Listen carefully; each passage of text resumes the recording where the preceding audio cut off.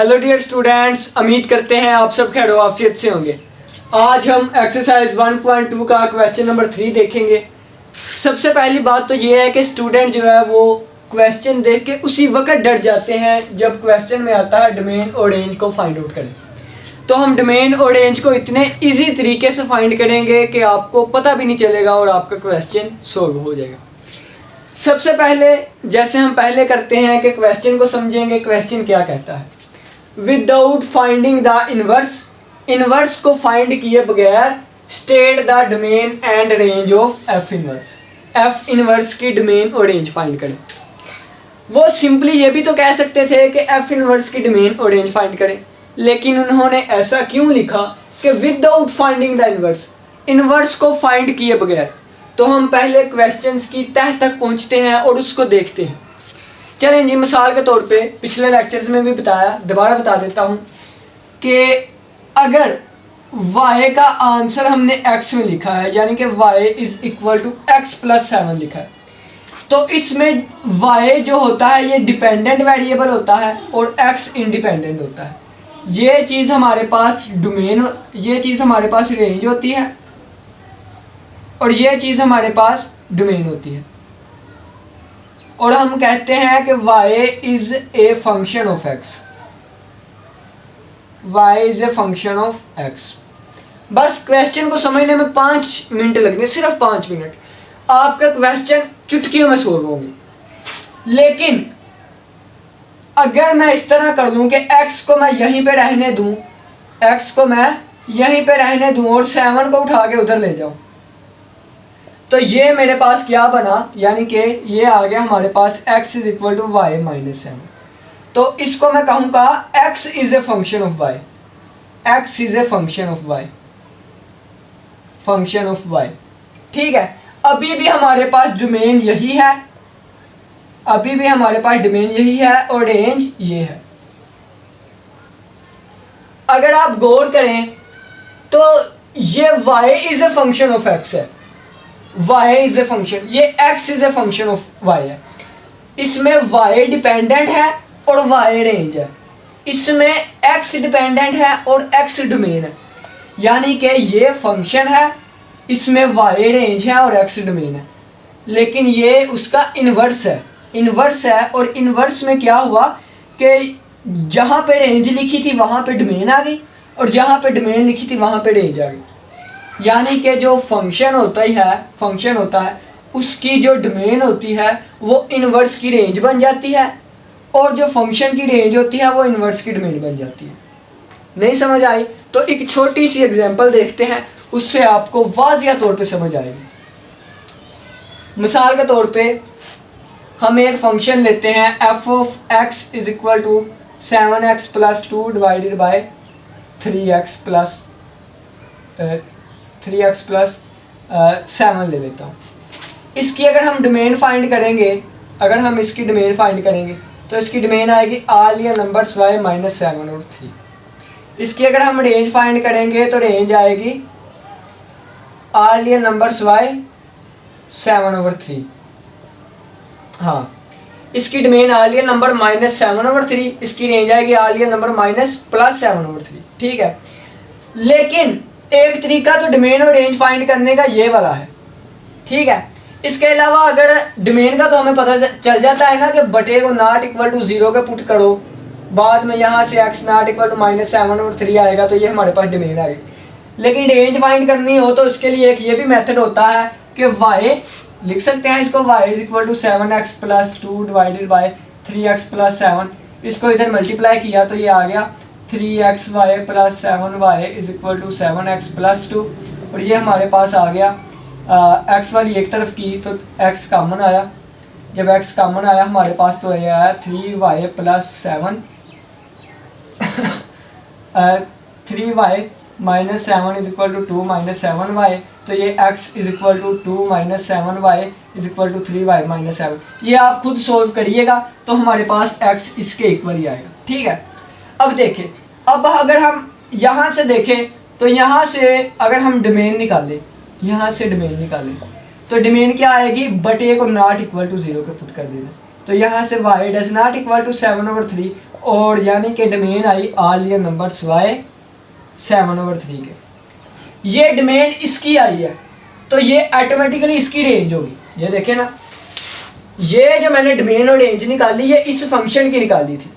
ये डोमेन और रेंज मैंने इस फंक्शन की निकाली थी, लेकिन इसकी रेंज अगर मैंने फाइंड करनी हो तो इसका एक और तरीका है कि पहले इन्वर्स फाइंड करो, इन्वर्स फाइंड करने के बाद उसकी डोमेन फाइंड कर लो तो ये इसकी रेंज आ जाएगी। इन्वर्स की जो मैंने डोमेन फाइंड की है वो देखिए इसकी रेंज के इक्वल आई है, और इन्वर्स की जो मेरे पास रेंज आएगी, इन्वर्स की जो मेरे पास रेंज आएगी वो आएगी ऑल रियल नंबर्स y -7/3। ये देखिए इस इन्वर्स की डोमेन फंक्शन की रेंज के इक्वल है, इस फंक्शन की जो रेंज है वो इसके डोमेन के इक्वल है, यानी कि फंक्शन की जो डोमेन होती है वो उसके इन्वर्स की रेंज के इक्वल होती है, और फंक्शंस की जो रेंज होती है वो इन्वर्स की डोमेन के इक्वल होती है। अब हम डोमेन और रेंज को दो तरीक़ों से फाइंड कर सकते हैं। एक तरीका तो ये है कि ये हमें फंक्शन दिया गया है, हम कहें कि y = x+2, ठीक है। फिर यहाँ से इसकी पावर 1/2, ये स्क्वायर है ना, फिर हम क्या करें, दोनों तरफ स्क्वायर लिया तो ये आ गया x+2, यहाँ से हमने x को अलग किया तो ये हमारे पास आ गया y² - 2, ठीक है। फिर हमें पता है कि x जो है वो f इनवर्स y के इक्वल होता है y² - 2, तो ये आया f इनवर्स x = x² - 2। यहाँ से हम डोमेन और रेंज फाइंड करें। एक तरीका तो ये है कि यहाँ से हम डोमेन फाइंड करें, डोमेन हमारे पास आएगी ऑल रियल नंबर, फिर हमारे पास इसकी रेंज फाइंड करें तो इसकी रेंज हमारे पास आएगी -2 से लेके +∞। ये हमारे पास इनवर्स फंक्शन की डोमेन और रेंज आ गई। लेकिन दूसरा तरीका क्या है कि डायरेक्ट हम इसकी डोमेन और रेंज फाइंड करेंगे। इसकी डोमेन जो आएगी ना, अगर f(x) की डोमेन देखें, अगर इसकी डोमेन, तो इसकी डोमेन हमारे पास आती है, डोमेन ऑफ f जो है वो -2 से लेके +∞, ये हमारे पास इसकी डोमेन आई। और अगर हम इसकी रेंज देखें तो ये आती है 0 से लेके +∞, ये हमारी रेंज आ गई। इसकी डोमेन यानी कि हम इसमें पुट क्या क्या कर सकते हैं, तो ये ऑल रियल नंबर। तो ये देखें, ये मैंने इस फंक्शन की डायरेक्ट डोमेन और रेंज फाइंड की और ये इन्वर्स करके की, तो इसकी डोमेन इसकी रेंज के इक्वल है, इसकी रेंज इसकी डोमेन के इक्वल है। अब हम ऐसे भी फाइंड कर सकते हैं, ऐसे भी फाइंड कर सकते हैं, लेकिन क्वेश्चन में लिखा हुआ है विदाउट फाइंडिंग द इन्वर्स।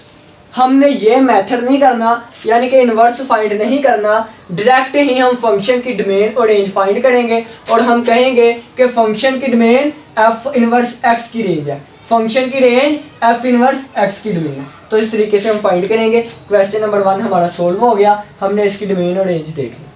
अब हम नेक्स्ट क्वेश्चन नंबर 2 देखते हैं।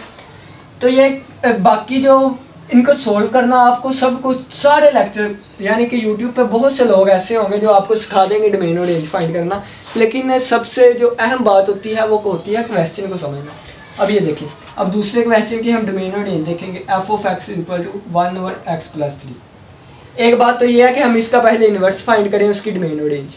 दूसरा तरीका क्या है कि डायरेक्ट हम इसकी डोमेन और रेंज देखते हैं और फिर हम कहेंगे कि जो इसकी डोमेन है वो f इनवर्स की रेंज होगी और जो इसकी रेंज है वो f इनवर्स की डोमेन होगी। डोमेन के लिए क्या करना है, डोमेन हमें साथ बताई होती है।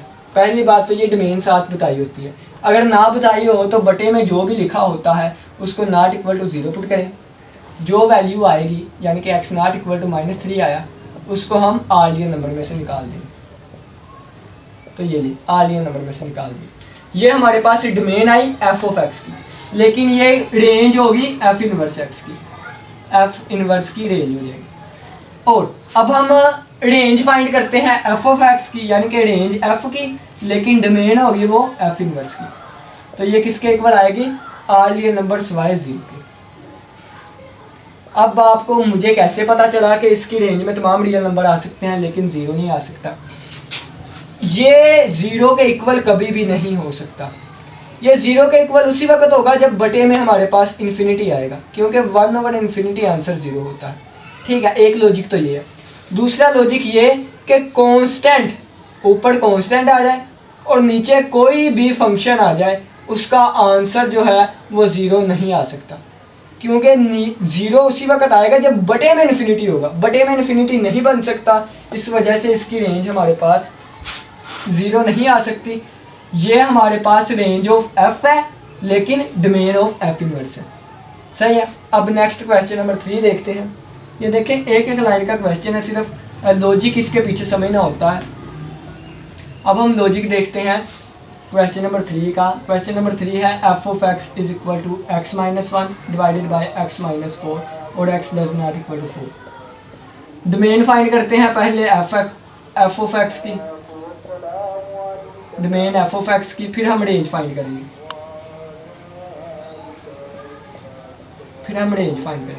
डोमेन के लिए पहले बताया कि साथ लिखा होता है, अगर नहीं पता आपको तो बटा उठाना है, बटा एक्स माइनस 4 है, इसको नॉट इक्वल टू 0 पुट कर देना है, यहाँ से एक्स नॉट इक्वल टू 4 आ गया तो ऑल रियल नंबर्स वाई 4 हमारे पास डिविजन है, all real numbers Y 4। Range find करने के लिए हम क्या करते हैं, अगर ऊपर भी एक लीनियर फंक्शन आए नीचे भी और एक लीनियर फंक्शन आए, ऊपर भी लीनियर फंक्शन नीचे भी लीनियर फंक्शन, यानी कि उसमें फिर आपने x के साथ जो लिखा है उसको देखना है।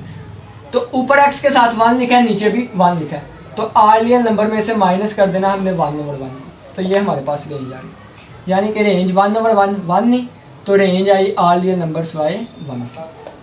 ये डोमेन आई एफ एक्स की, ये रेंज आई एफ एक्स की, लेकिन हमें चाहिए एफ इनवर्स एक्स की, तो ये हमारे पास डोमेन एफ ऑफ एक्स की है और रेंज एफ इनवर्स एक्स की होगी। ये रेंज एफ एक्स की है और ये डोमेन एफ इनवर्स एक्स की होगी।